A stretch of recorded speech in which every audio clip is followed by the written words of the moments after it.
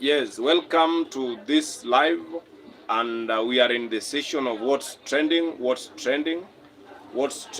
in Kenya and around the world, what is trending in Kenya and around the world. We are beginning this live with a very devastating news.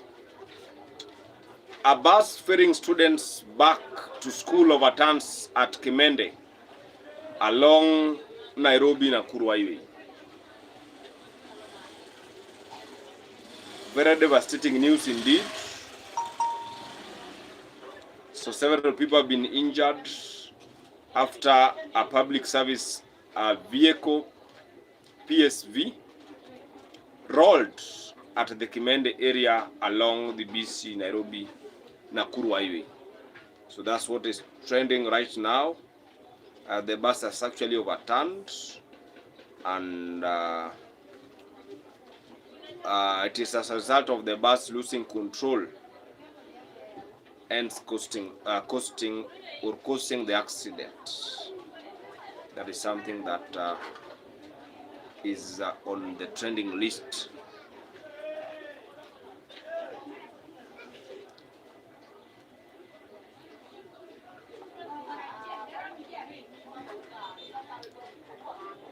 Okay.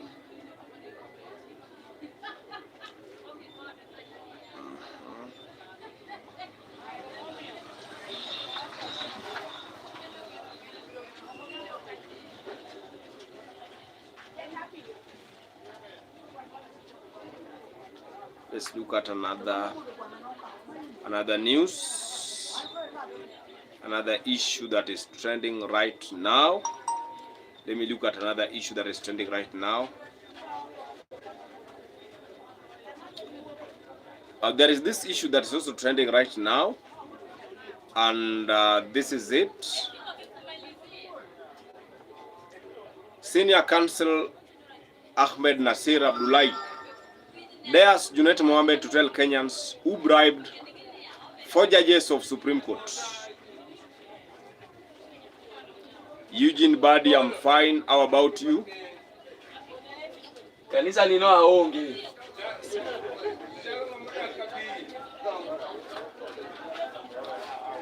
So Cindy Zulu, hi too. I hope you are fine.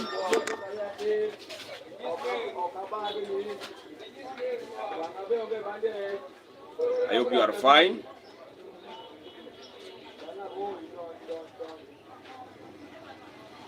You are first live, yes. No, I've done several lives. I have had several lives, and this is actually several. I was live in the morning, and now I'm back with the trending stories around the world, and of course, Kenya is not an exception. So, Senior Counsel Ahmed Nasir Abdullahi has reignited another controversy around the 2022 presidential election, where he is now blasting Junet Mohammed to explain to Kenyans who bribed the Supreme Court judges. Who are the Supreme Court judges? The Supreme Court judges were Martha Koome, Lenaola, the late Ibrahim, who again? Ojwang. There are about 7. So, Senior Counsel Ahmed Nasir Abdullahi is challenging Junet, telling Junet that Junet should tell Kenyans what actually transpired during the 2022 presidential elections. According to Abdullahi, Junet Mohammed bribed the Supreme Court judges. These are things that are now coming out. This is amid spat between Sifuna, the SG, and Junet, the Director of Elections in ODM. Let us say this. What was the role of Junet in the 2022 general elections, where Raila Odinga was a presidential candidate under the Azimio la Umoja One Kenya coalition? I just want to read what Ahmed Nasir, senior counsel, had posted on his X account. I believe this 100%. I know this is the truth, 100%. Now, on Junet Mohammed, please tell Kenyans who bribed the 4 judges of the Supreme Court with the $2 million US each in September 2023 to overturn His Excellency William Samoei Ruto's victory. Please, please, please set the record straight. Japheth Kanda, na kuona sana. It is this Junet Minecraft. I can see you. Thank you so much. Na kuona sana. It is this Junet Mohammed who is being accused of sabotaging Raila's campaign and bungling the 2022 elections, and even going further to embezzle money meant, yes, I remember you, money meant for the Azimio la Umoja campaigns. And it is this Junet who is now under siege. Saitabau Kanchori is also blaming the same Junet Mohammed. Thank you so much for liking. I'm grateful. So Junet Mohammed is under siege. Is a man under siege. Yesterday, there was a presser between Otiende Amollo, the senior ODM leaders, Otiende Amollo, Millie Odhiambo, among others.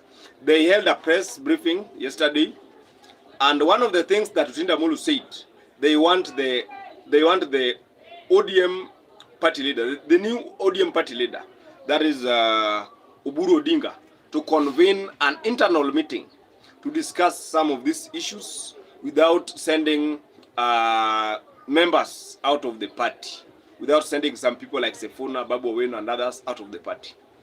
It is in this same ODM where an MCA for Kileleshwa and a member of parliament for Embakasi had a gun story. There was a drama in, I think, Kilimani, where Alai and Babu Owino almost shot each other. Because according to Babu Owino, Alai had pulled out his gun to shoot him inside ODM. So there is a lot in ODM that really pokes holes into whatever is now happening. Where are you, Japheth Kanda? I'm in Homa Bay County and in a small village called Sindo. That is where I am right now. My take, because this matter is now all over the country, my take, I agree with Otiende Amollo. ODM must now convene a meeting through the party leader, Dr. Oburu, to harmonize, to bring harmony between Junet, Sifuna, Babu Owino, Robert Alai, Gladys Wanga. You know, there is division. Division is not only among Junet and Sifuna, even Wanga, Orengo, Ososi, Anyang' Nyong'o, they feel aggrieved that something is not right. And it is true that ODM without Raila is not ODM, can never be ODM. Because Raila would have even 3 sides of him. There are those who hate Raila so much within the party. There are those who are loyal and love Raila. And there are those who are, how do you call it? Bye, I have to go. Thank you so much for your time. Thank you. They are the third part of those who, there were these people who used to be neutral, but still within ODM. But under Oburu Odinga, we are not seeing, we are not seeing that. We are not seeing a party where there is divergent opinion. Where if you talk about one term, you are told to leave. If you talk about 2 term, you are also told to stick with your 2 term or leave, go to Ruto. But under Raila, wow, I'm very, very sorry for what has happened. Raila is gone and ODM is still here. I'm very sorry my data bundle ran out. I'm planning to have Wi-Fi. I'm sorry. Ruto is 2 term, whether they like it or not. It is not upon me to judge. It is not upon me to judge, to support Ruto, to support Rigathi, to support Kalonzo. It is not upon me to judge. The people of Kenya shall judge that in 2027. As for me, I have to tell you what is trending around Kenya, and that is my role.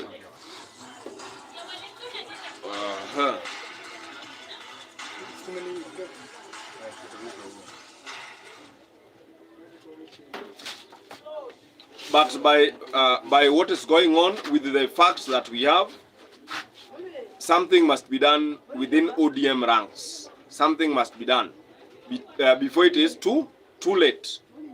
Because if Sifuna leaves, Babu Wino will leave, James Orengo will leave, Anyang' Nyong'o will leave, Ososi will leave ODM. They can even say we are forming ODM Asili. ODM Asili, ODM something, ODM, how do you call it? ODM Reborn. They can say that. They can go and form a very powerful force, because remember, some of them have that spirit of Raila. I can tell you. ODM minus Edwin Sifuna and Babu Wino and Ososi and Anyang' Nyong'o and Orengo, that is not ODM. Orengo cannot leave ODM. Yes, he can. He can. Because Orengo has been opposed to broad-based since day one. Since day one, Orengo has been opposed to broad-based. But that is his constitutional right. But we are looking at a possibility where if Oburu Odinga fails to bring harmony within the party, that might be the end of ODM party. Orengo is opposed for different reasons. Yes, because politics doesn't happen out of mere coincidence. Politics there is a reason why somebody supports something. So a politician cannot just support a cause if there is nothing he is benefiting from it. So there is a reason why Orengo is supporting 1 term and why UNET is supporting 2 term. But all in all, if the Orange Democratic Movement officials, Sifuna, UNET, and Babu, if they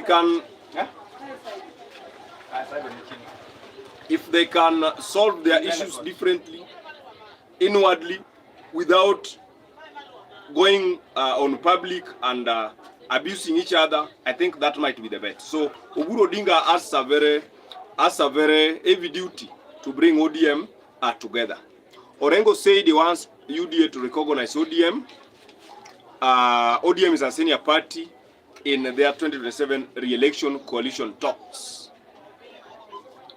So first of all, if ODM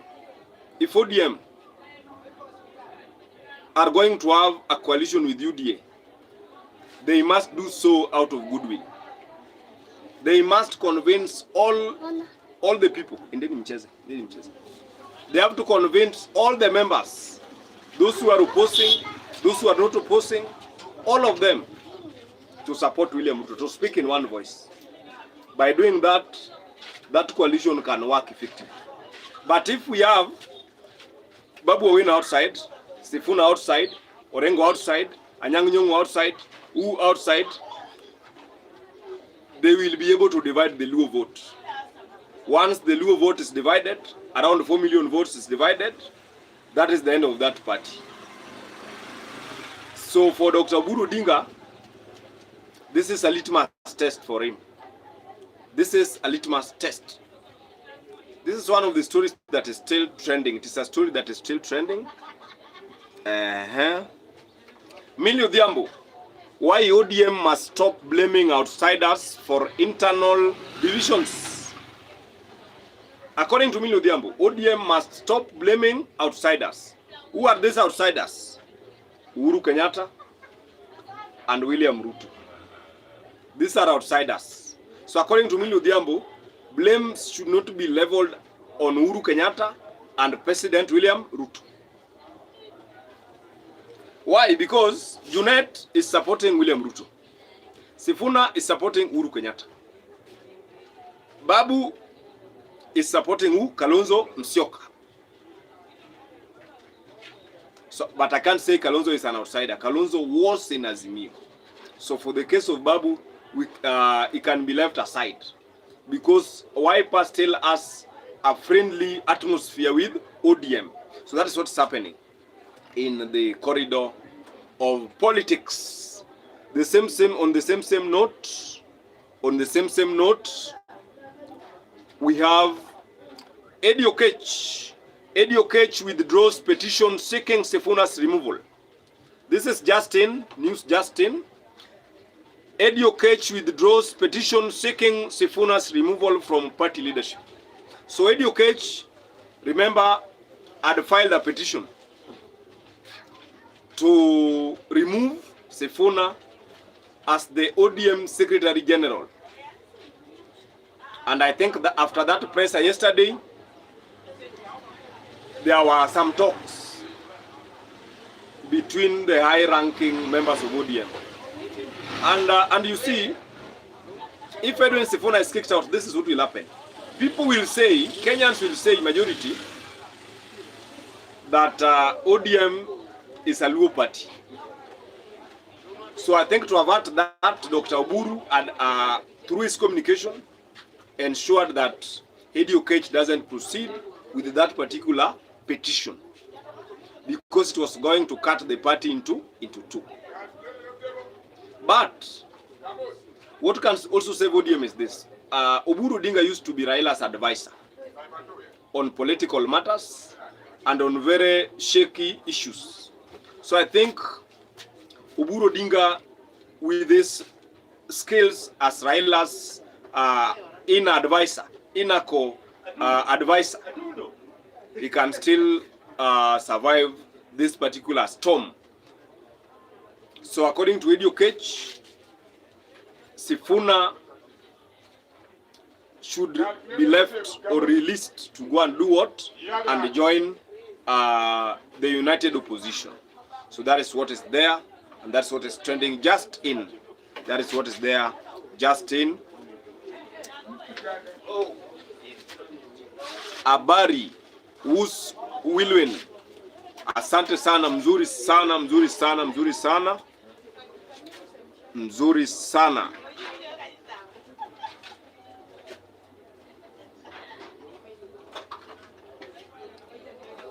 Yes.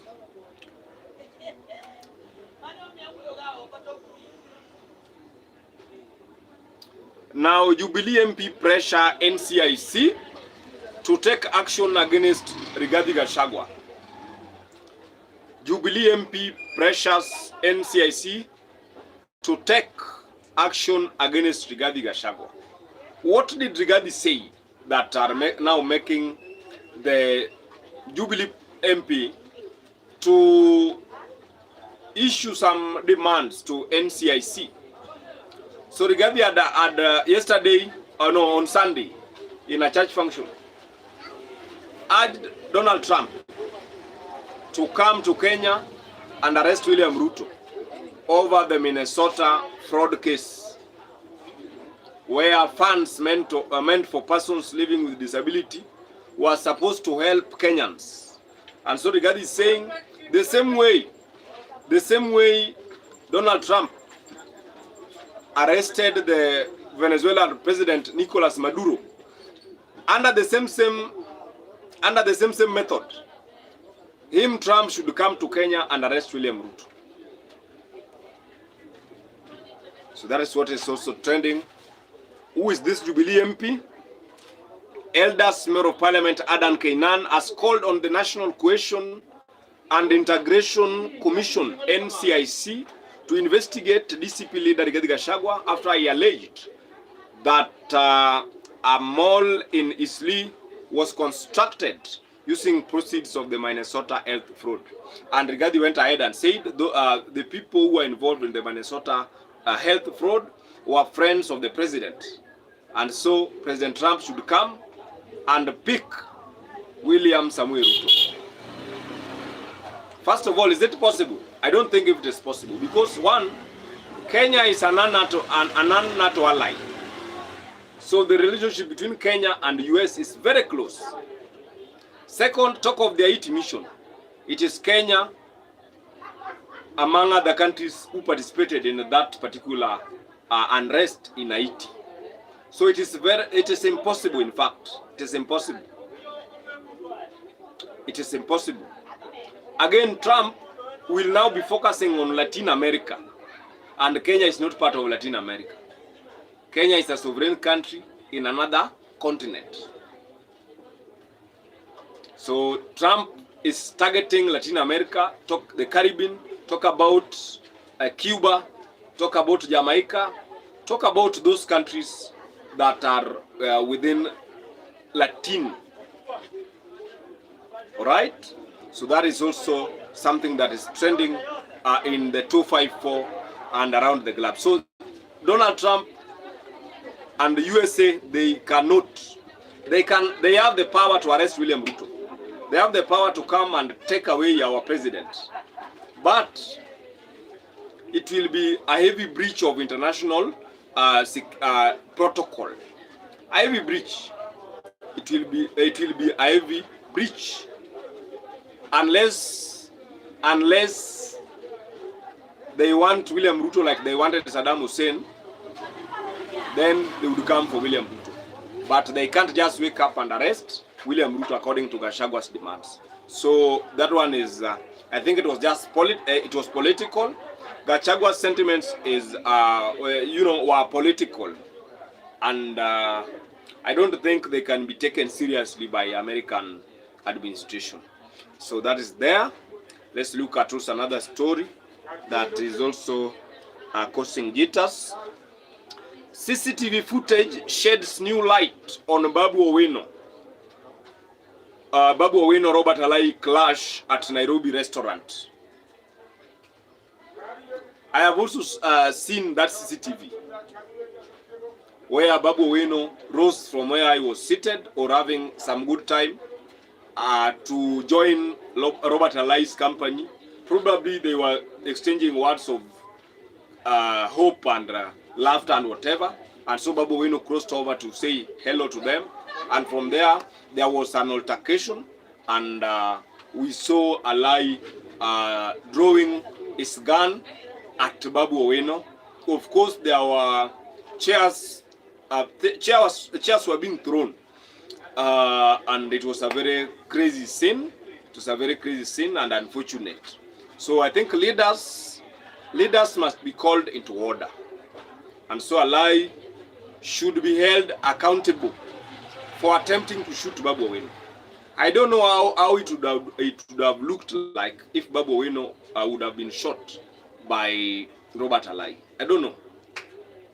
A situation where Babu Owino is shot dead, God forbid, by Robert Alai. One, Robert Alai is a Luo from Kisumu County. Babu Owino is also a Luo from Siaya County. No, Siaya County. Gotomatar is the Luo. So Babu Owino is from Siaya, according to sources. According to his own sources, although there have been, because many call him Wood Migori, the son of Migori, others also say Babu Owino is from Siaya. But all said and done, if Babu Owino, let's say supposedly was shot, dead, I don't know how Kenya would look like. I don't know how his supporters and so on, so on. But truth be told, Robert Alai again, Dr. Oburu Odinga, as the party leader of the two Kenyans, must come and bring them into order. I think it is just political. It is political.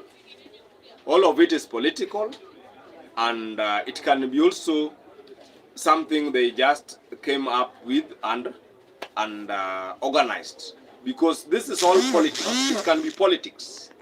It can also be politics.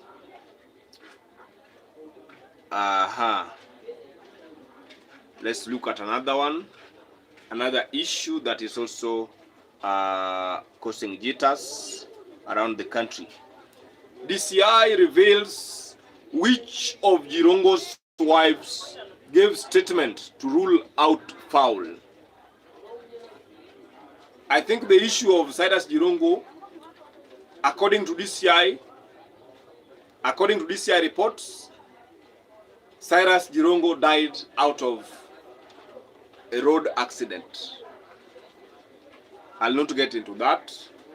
Debate over KPC future after privatization intensify as Salasia seeks transparency from Ruto government. I think the government should not privatize public assets, because, for instance, if you privatize Kenya Power, that Kenya Power will be under the mercy of an individual. People will suffer. If Kenya Power is going to be at the mercy of one individual now running the sector in the name of being privatized, I think many Kenyans will suffer, and that one alone will result into a lot of unrest in the country. Kenyans are very brave people. If they hate something, all of them will be on the road.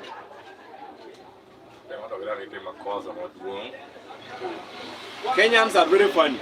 You pass a law, they keep quiet. They tell you, don't pass this law. You go ahead and pass the law. Then, boom, all of them. Then the government starts crying, Gen Z, I don't know what. So, these public assets should not be privatized. There are some, like Kenya Pipeline. Why should you? So the government must, take charge of all the parastatals and so on, so that we don't end up selling everything as a country. Okay. Security is on us.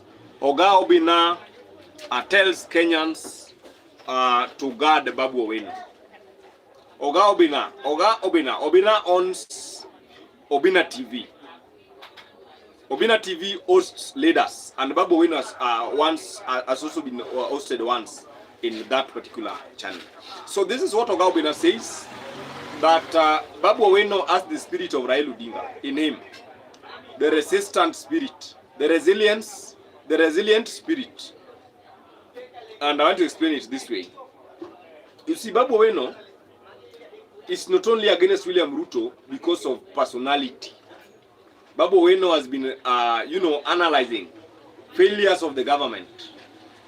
And there is something that someone once said, that the Luos love a leader who confronts an enemy, not a leader who embraces the enemy. You see, even Raila Odinga used to confront political enemies. Confront. Raila Odinga used to confront political enemies. If it is wrong, it is wrong. All these governments, the Moi government, because Kenyatta government found him when he was young, but if Raila would have been there during Kenyatta's government as a senior person, Kenyatta angeona tabu sana. So Kenyatta government, Moi government, Kibaki government, Uhuru government, and Ruto government, Raila Amolo Odinga encountered them head-on, faced them head-on. And Babu Owino, according to Obina, not according to me, according to Obina, Babu Owino also has the same spirit. Lewis Farao, I can see you. Thank you so much for joining the show. Fatu Mbio, thank you so much for joining the show. I do see you. And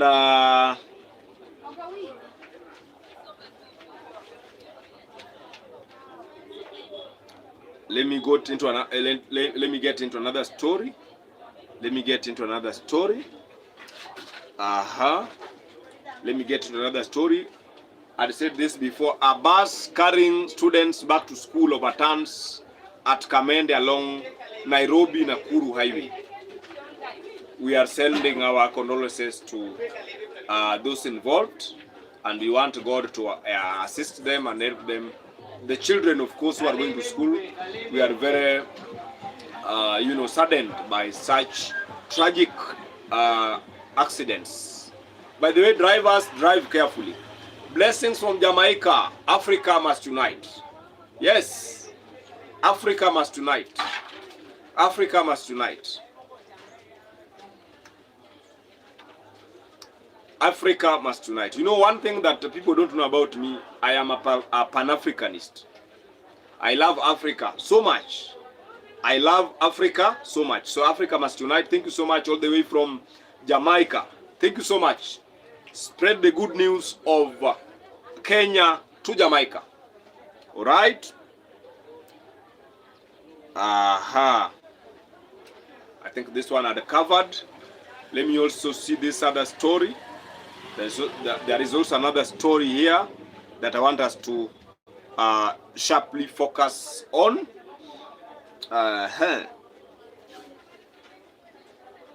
Blessings from Jamaica. Yes, we receive the blessings. We receive the blessings. I am innocent. I am president of Venezuela. Maduro pleads not guilty in court. So Nicolas Maduro of Venezuela appeared in a New York court or a USA court and said these words: I am innocent. I am the president of Venezuela, amid charges of drug trafficking. Very interesting indeed. You see, there were I saw a clip where the under siege president from Venezuela of Venezuela saying and daring Donald Trump, come and arrest me. You can't arrest me. Come and arrest me. I saw that particular clip. And when he was arrested, I really laughed. And America is the superpower. America is the superpower. Even if they want to get Ruto, they will get Ruto. And I had President Museveni saying that American military is weaker, and can be fought heavily by Ugandan military. And I also laughed. So that is what is happening in the world of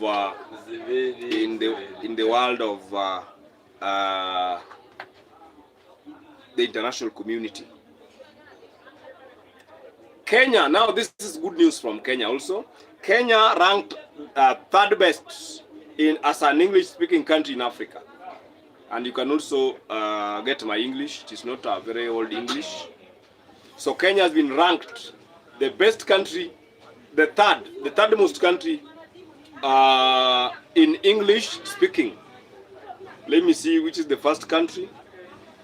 Now, the ranking is contained in the 2025 English Proficiency Index, EPI, released by the Education First EF, the world's largest private education company specializing in language training.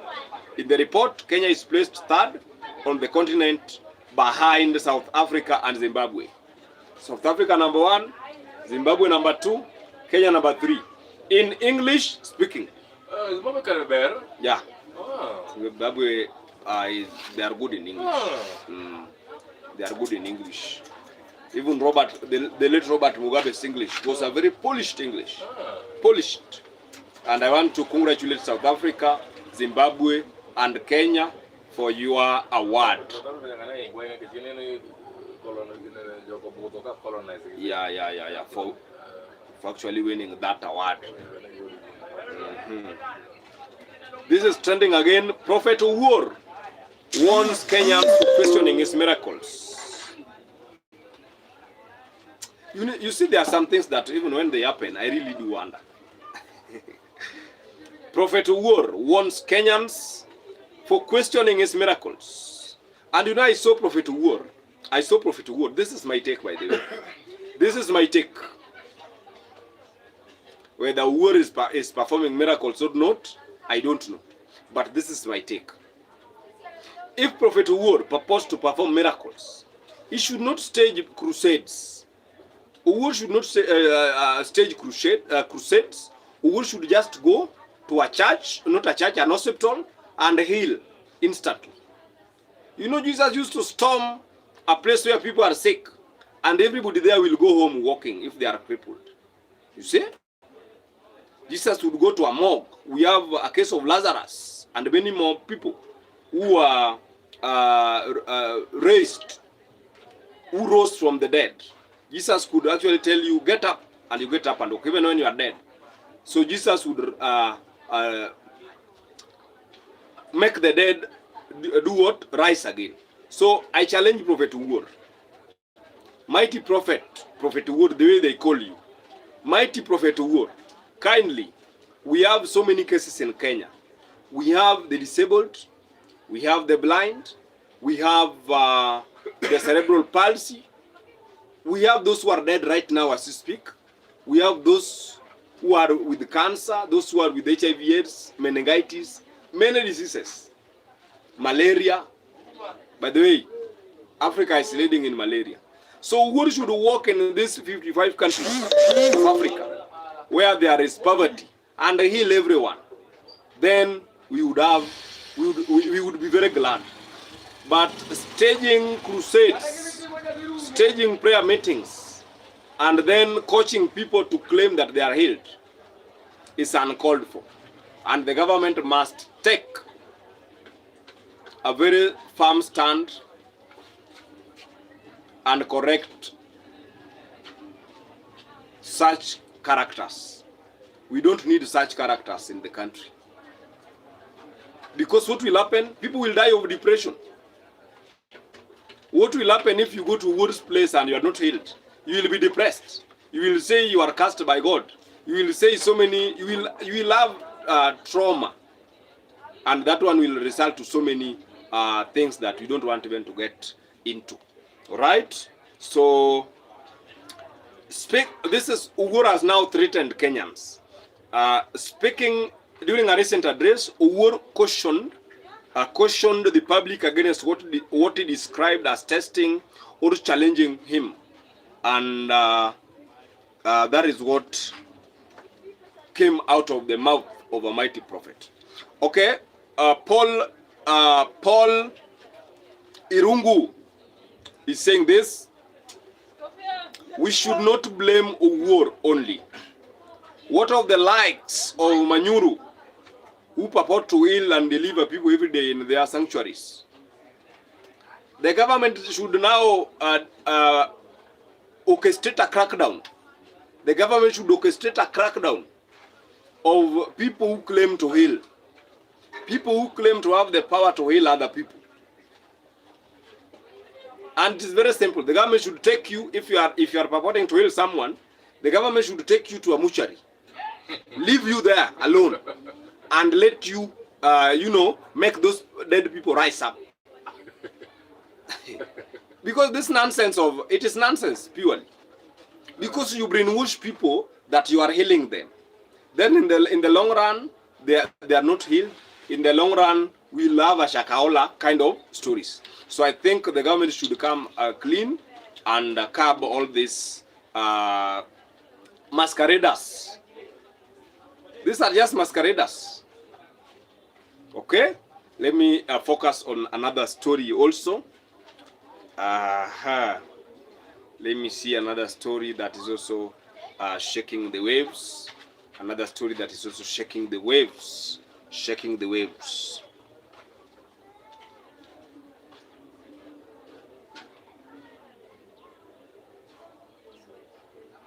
Now this is trending. This is beautiful. This is beautiful. And what if they have such powers even if it's devil orchestrated? We will believe. If people can get out of the mortuary that they have been healed, we shall believe that devil. We shall believe that devil. Kama wanatumia nguvu za shetani, watumie hizo nguvu, okay? Watumie hizo nguvu, Owuor apelekwe pale mortuary. Mortuary zote za Kenya, akitoka City mortuary anaenda kwa ingine, akitoka anaenda kwa Lee.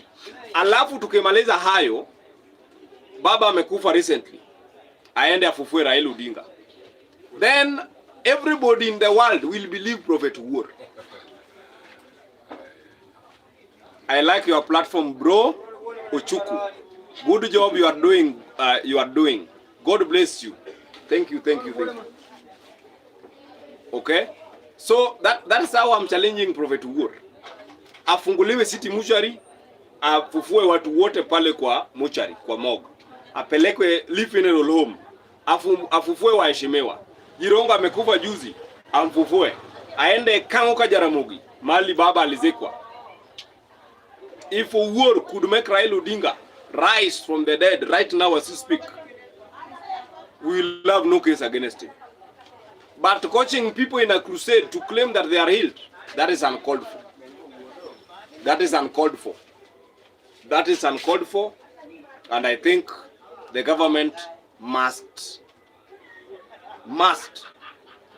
bring an end to that nonsense. Okay, not possible because bodies is already treated. But Owuor is getting an anointing from God. You want to say that that dawa wanatumia kwa mortuary? You want to say that dawa, I don't know, inaitwa formalin, that formalin is savior than the power of God? Then we joke a lot as a country. So let us not test other people's faith. Owuor should just pray for people. Then after praying, people should just go home without the nitty-gritties of performing miracles. As you speak, those doctors who authorized that there were Kenyans who are ill from HIV/AIDS, they are going to lose their jobs. So we are joking with the careers of people. Then as I wind up, this is what I wanna say. As I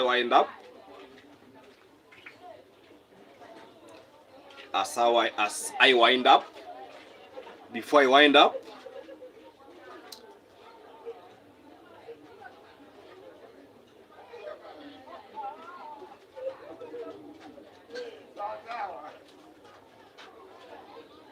Council of Elders, or rather churches, Council of Churches have now broken their silence on the so-called miracles that Owuor is purporting to do. Council of Elders, let's focus on this.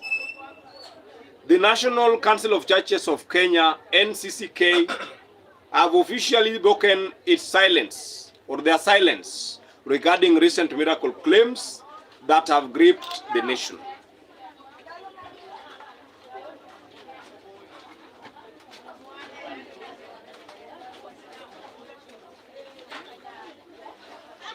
Rima Bohot, jambo sana, jambo sana.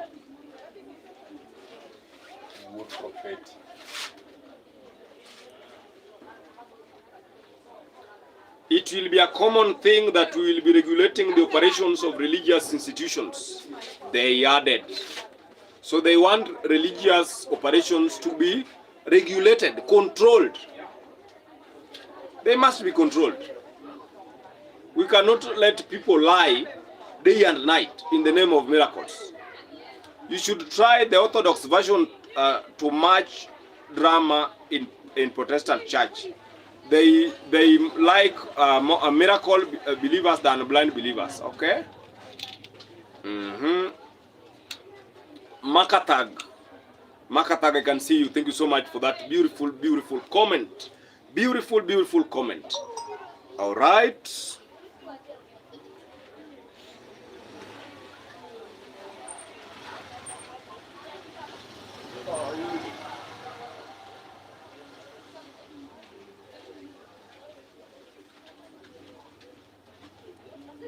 And Kenyans are right to question Prophet Owuor. Kenyans are right to question Prophet Owuor. What about people who are not healed? Where will they go? How do you know how it feels that you are maybe blind?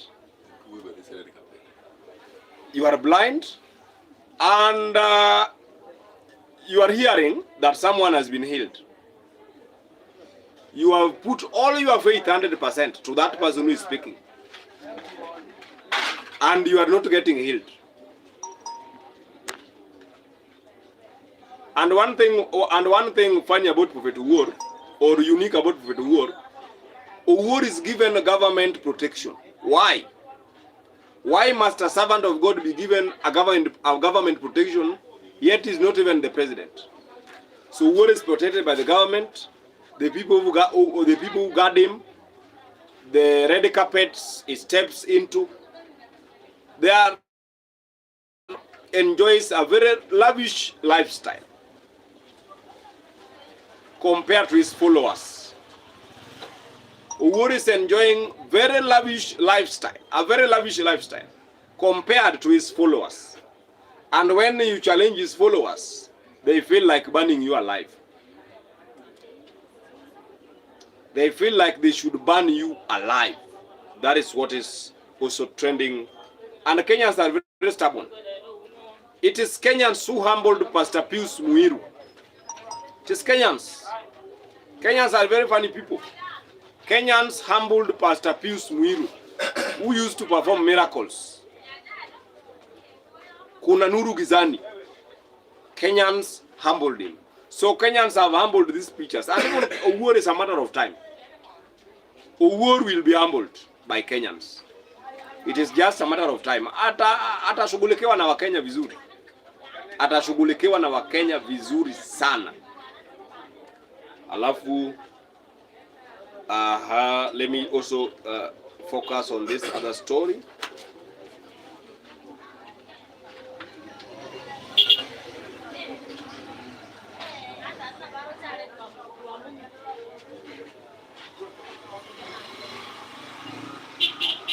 Robert Alai says this and is defending himself. And this is how Robert Alai is now defending himself. Hiyo bunduki ilikuwa inaanguka, sikuitoa kwa sababu ya Babu Owino. Hiyo bunduki ni mzito, sio ya wanawake.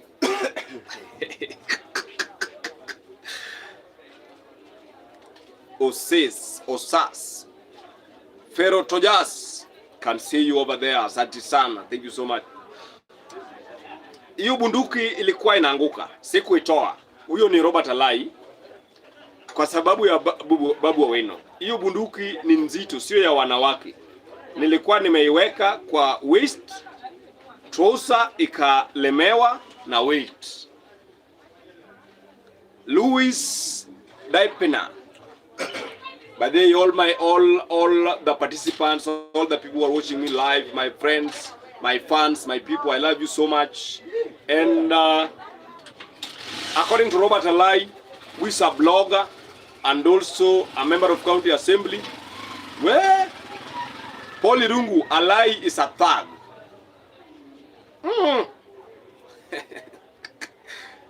Disclaimer, that is not this show saying Alai is a thug. Disclaimer, this show is not saying that Robert Alai is a thug. Disclaimer. So this is it. This is what Alai had to say, defending himself in public. Thanks, welcome. Hiyo bunduki ilikuwa inaanguka, sikuitoa kwa sababu ya Babu Owino. Hiyo bunduki ni nzito, sio ya wanawake. Nilikuwa nimeiweka kwa waist, trouser ikalemewa na weight. Bunduki ikafanya nini? Ikatoka.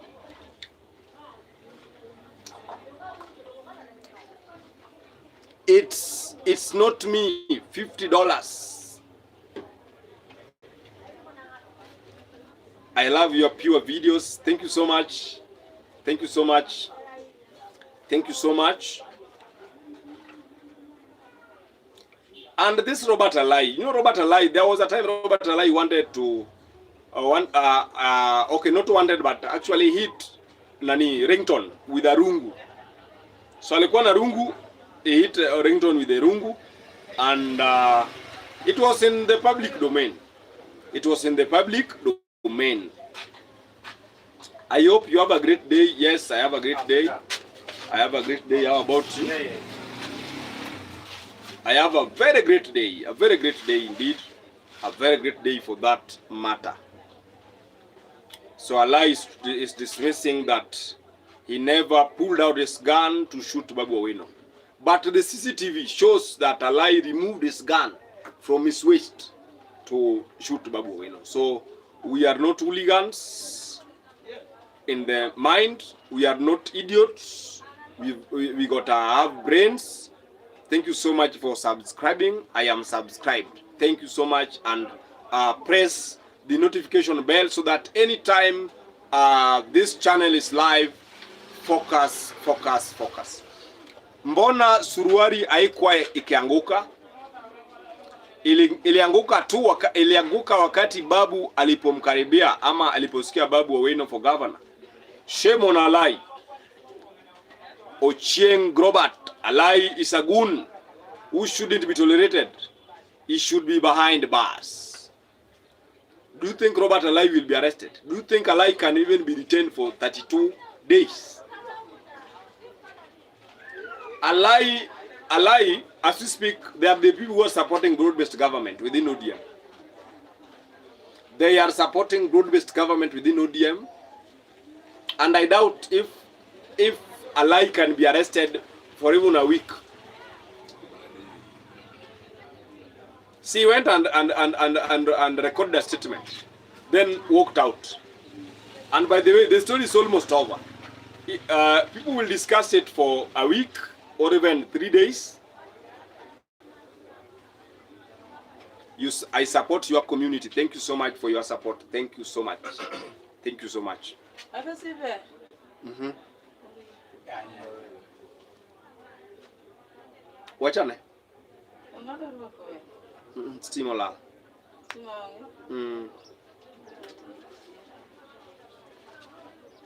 So Robert Alai, I don't know what would have happened, but Robert Alai must be a leader. He must rise to the occasion and lead. You know, he's a leader, is representing Kileleshwa ward. Kileleshwa ni kubwa bwana. Alai anatuangusha. Sisi kama walalahoi, Alai Robert anatuangusha.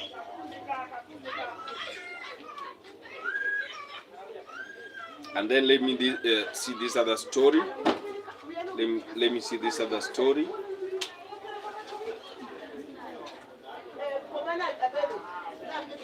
Let me also see this other story.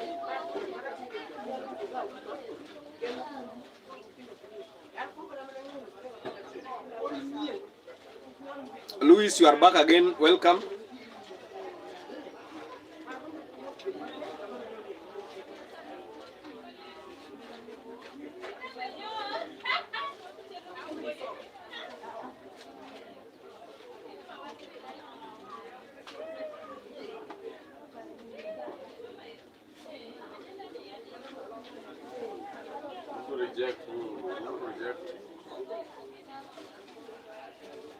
Thank you for the beautiful comments. And okay, Alai tells Winnie Odinga to leave ODM.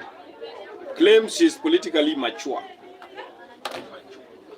If you were the leader, if you was the leader of the world for a day, what would you do? If I was the leader for the whole world, I would heal the world.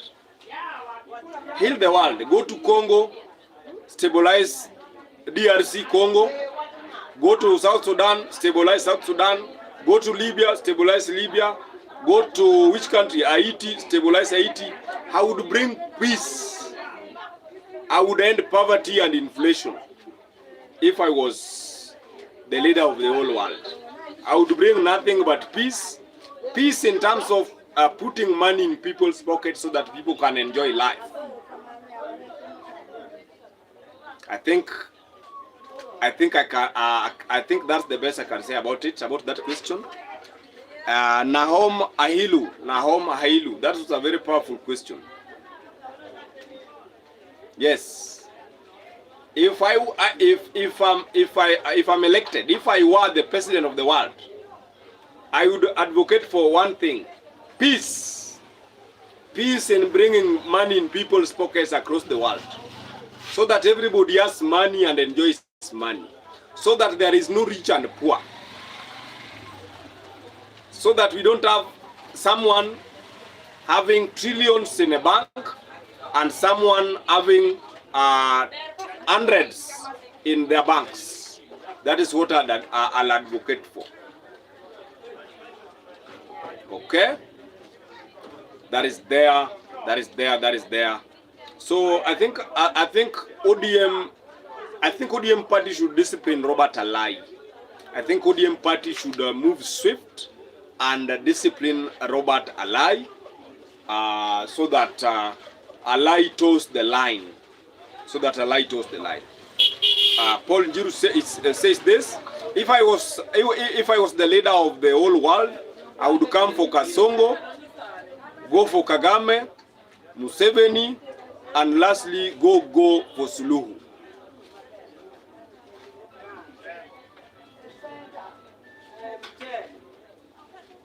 Hey, bwana Irungu, wewe Irungu.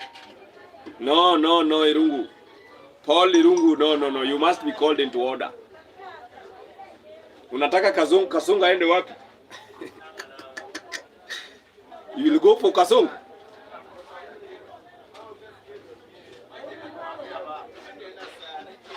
I don't want to judge as usual.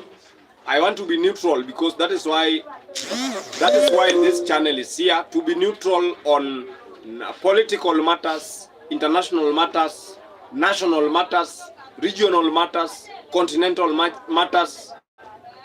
To be neutral always. That is the position of this channel. So that is your position. It's not part. Yes, it's not part of us. That is your opinion, not this channel. That's your opinion. Yes.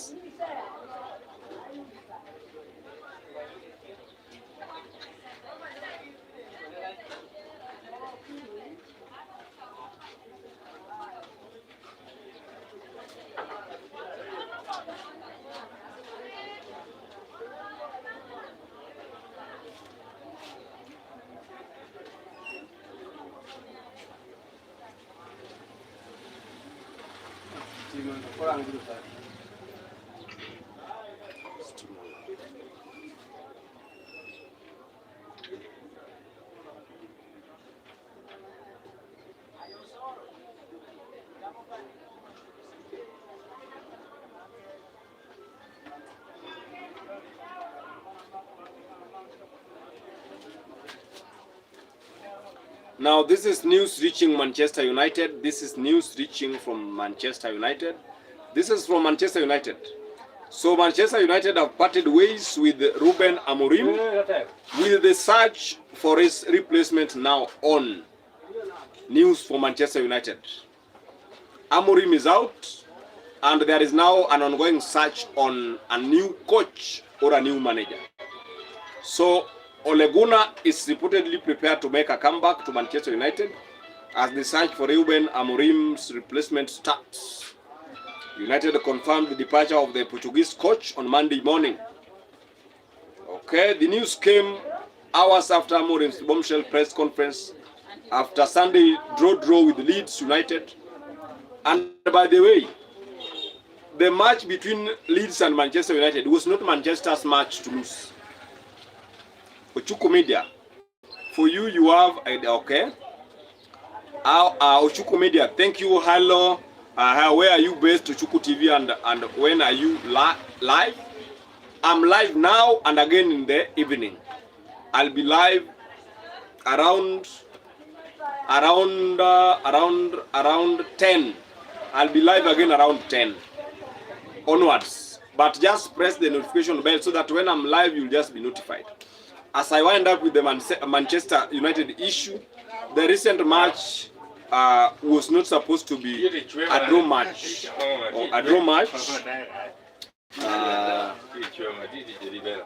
So Ole Gunnar is expected. Thank you so much. Ole Gunnar is expected to come back to Manchester United according to close sources. and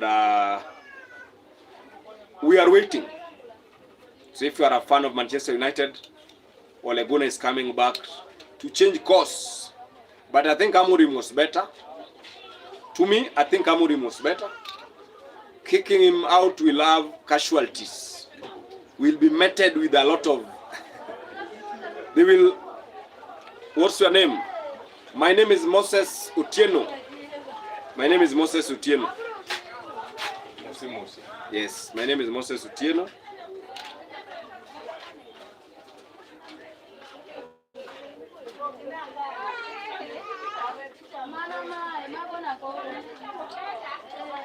And Ole Gunnar has just confirmed this.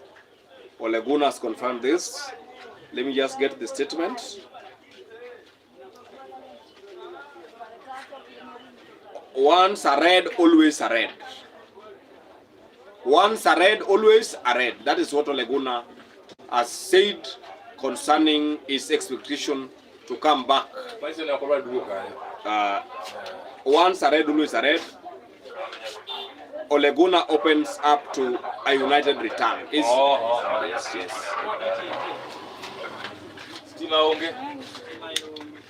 So that's what is trending right now.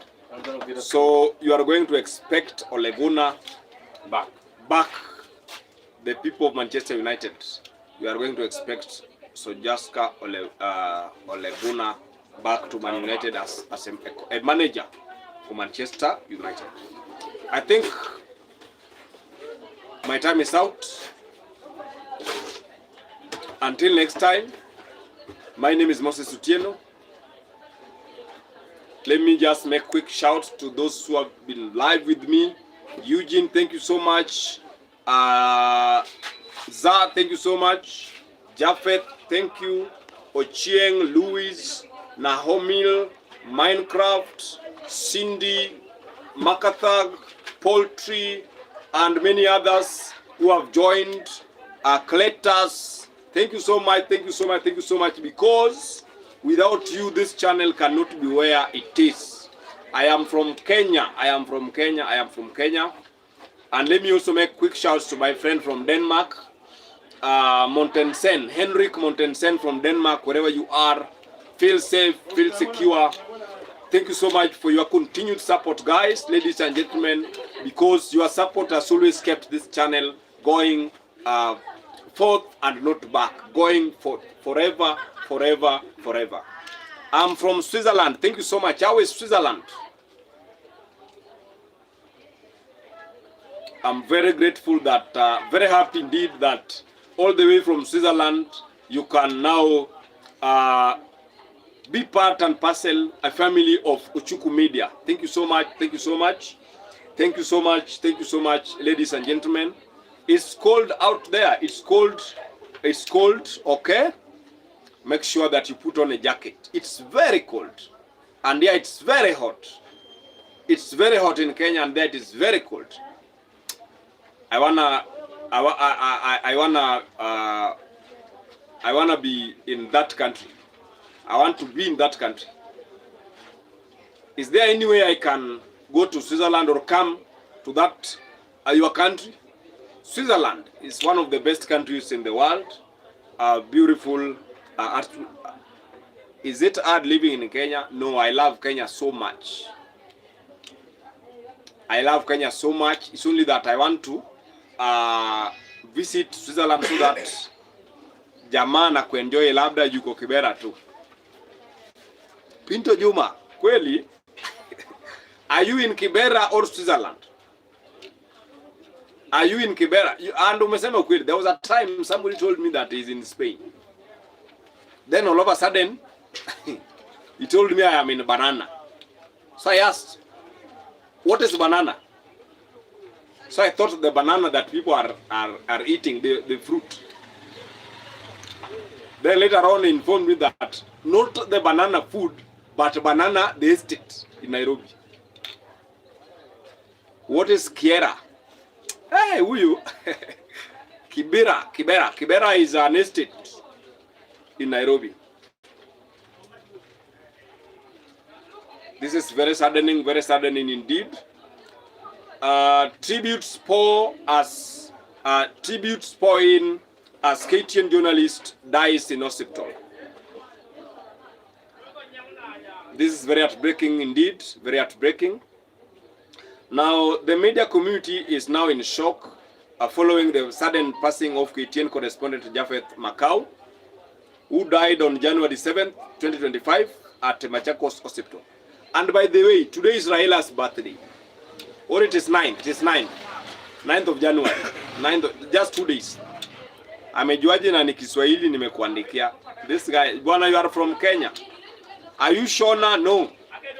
I'm a Kenyan, I'm a Luo. So this is a very devastating news. Japhet Makau has died today. He is a former KTN, correspondent. He's actually a journalist from KTN. His family has confirmed the burial date, has confirmed his death, and the burial date will be announced later on. Makau's death has sparked an outpouring of tributes on social media, with many acknowledging his talent and dedication to journalism. John Kamau, who reacted to his death on Facebook, said, blah, blah, blah, blah, blah, blah. Of course, many people continue to pour in tributes to Japhet Kamau. Okay? Jamani, mambo ni mengi, muda ndio mchache. Hadi wakati mwingine jamani. I want to take a rest because I have another show in the evening where we shall talk about our stay or our purpose in this earth. Make sure our geography teacher used to say, leave the world a better place or make the world a better place. That is our geography teacher. So I just want to wish you all the best.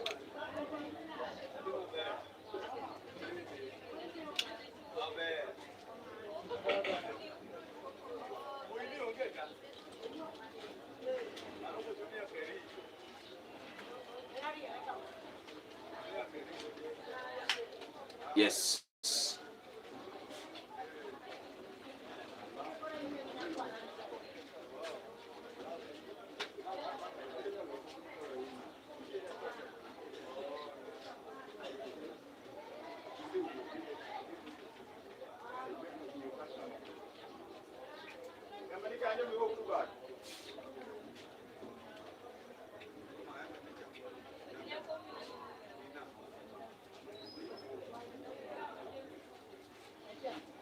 So before I leave, I leave, I want to play here a sound of Raila Odinga, because it's just 2 days for Raila's birthday. Raila was born on 9th of January 1946 or 45. Let me play that sound kwa sababu kuna wafuasi wa baba hapa ndani na hata mimi ni mfuasi wa baba. Okay? Let's see it.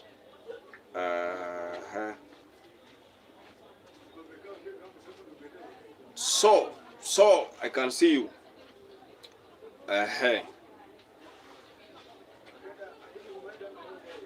Raila Odinga.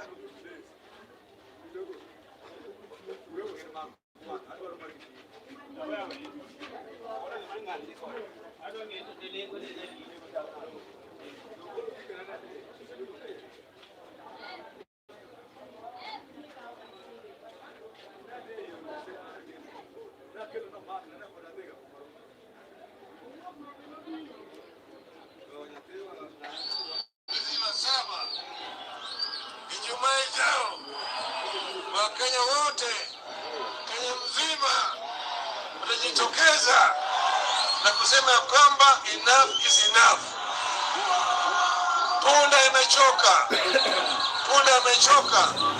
Kwa hiyo watajitokeza, wao Wakenya wote watajitokeza.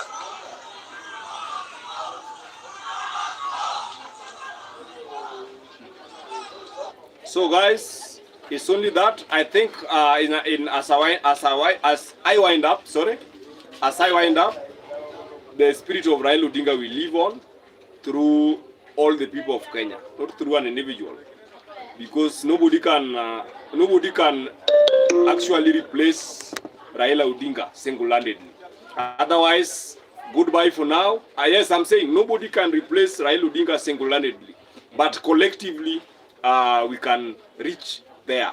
Otherwise, thank you so much. It was nice to have you on board, and I just wish you all the best as you conduct your daily routine and activities across the world. Goodbye for now. My name is Moses Otieno.